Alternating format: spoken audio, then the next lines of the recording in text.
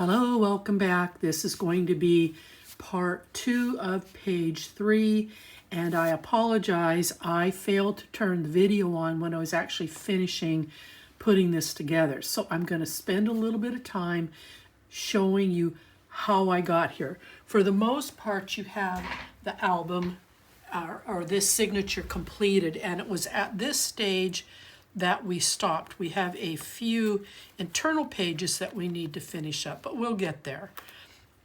So on this piece, if you find the paper that has this clock, you're going to fit here. You're going to cut these in length at 8.5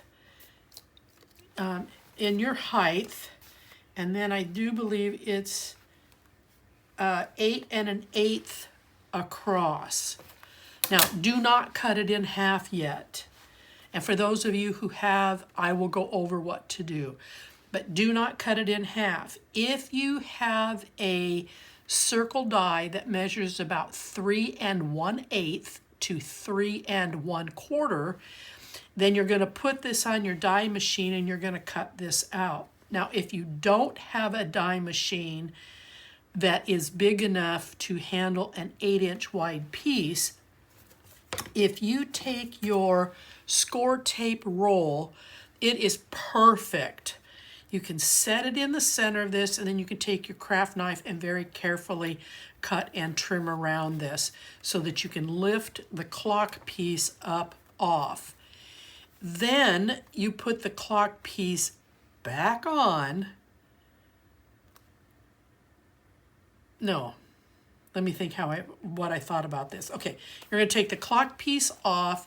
You're going to put these two pieces are going to stay together because now they're one piece with a hole. Then you're going to cut it down the middle. You're not going to cut this piece. You're going to cut down the middle of these two pieces. Now on the clock piece, what I ended up doing was cutting a second piece. I think I need to add some more glue to that. A second piece so that it would fit back here on the circle. And then in between there is a real thin layer of like a cereal box thinness of a cardboard to give it some sturdiness. And then the magnet went right here, and then the magnet went right here. Then put this backing on the back of the clock, and then you're going to cut another piece and divide it in half, and then that's going to be taped or glued over the magnet here. And then you will have your closure.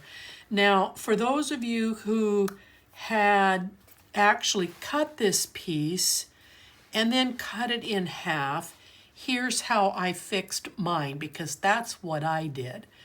I put the two halves together, I flipped it over, and on the back side, I ran tape from top to bottom so that the two pieces would stay together. And then I put this on my die machine and I cut this out. And I ended up with two halves, but it is what it is. Now, because I have a split in mine, I'm putting on some clock center pieces just to add extra decoration to take away from the appearance of this seam. If you did not trim this, then you have a nice whole piece, and these clock embellishments are going to work just perfect. So I'm just trying to turn these, but I notice that my magnet likes to fight this particular clock, this arm. So that's how I got this piece lined up and put on, and then the closure made. But while I'm here, because I noticed it, I'm going to sneak in here and add just a little bit of more glue so that this isn't lifting. Okay, so while I'm holding that down, open this up, and then let's put these on. The paper, let me see if I have any of that paper left. We're kind of getting down to the last of it. No, I don't have any of, oh, I do too. So this piece here, this paper here, came off the back side of this. So this is the piece I used. So I trimmed in these two pieces, and then out of the A4, I cut out the long clock piece and then the long T-cut piece that says love at the top. I backed them on cardstock. I taped here on these edges so that these then become tucks on both sides. You can still commit a photo here and still utilize the tuck down here. Now we're going to open this up one more, and on this inside panel, the piece I used here is the back side of this that has all the pockets and tags that you can cut out. So I used this piece and I trimmed to cut both the right panel and the left panel. Then you have some cutout cards. I took the smaller, there's like 3 different sizes. I took the smaller of them. This one says, don't wait, the time will never be just right. I backed it on cardstock and I put tape across the bottom so that this now becomes a tuck. And then over here on this side, I used the small card that says, life is a collection of moments. Again, it's backed on cardstock with some tape across the bottom, and again, we have a nice, decent tuck. You can still commit photos to the top of each one of these. And then the next thing that we had to finish up was the inside panels to the left and right of your main page.